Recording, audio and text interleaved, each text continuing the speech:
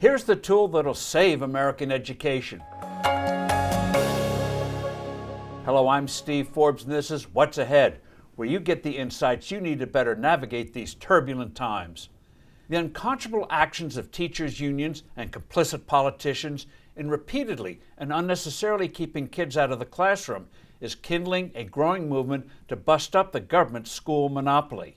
Many months ago, it was abundantly clear that denying youngsters in-class teaching was doing immense harm to them and to their parents, psychologically and economically. Mothers were kept out of the workplace.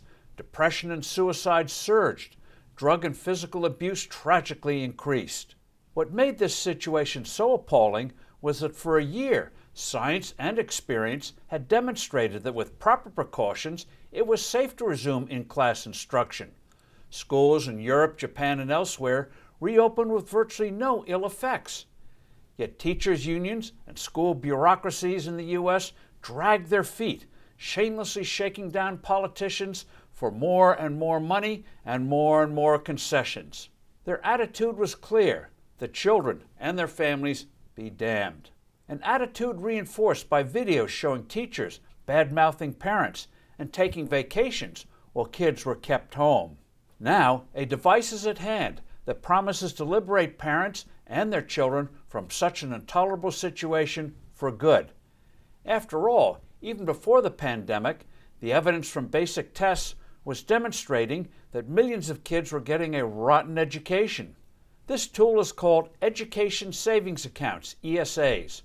With ESAs, government money is deposited into them that allow parents, if they wish, to send their offspring to a non-public school. West Virginia and Kentucky are leading the way here. West Virginia recently enacted an ESA program that will be available to 90% of the state's households in July 2022.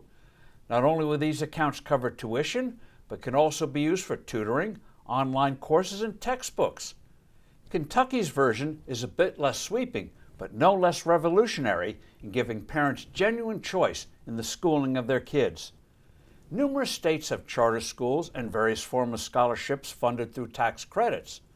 But such is the power of the unions and their political allies that most kids remain stuck in government-funded and controlled schools. That the educational opportunities of millions of kids should be stunted by the zip codes where they live is a national scandal. Unions howl that free choice initiatives will gut the public school system. Experience shows the opposite to be true. In areas where parents have real choice, the public schools start to get their act together. Competition works in the marketplace. It will work with schools, and educational savings accounts are the way to bring it about.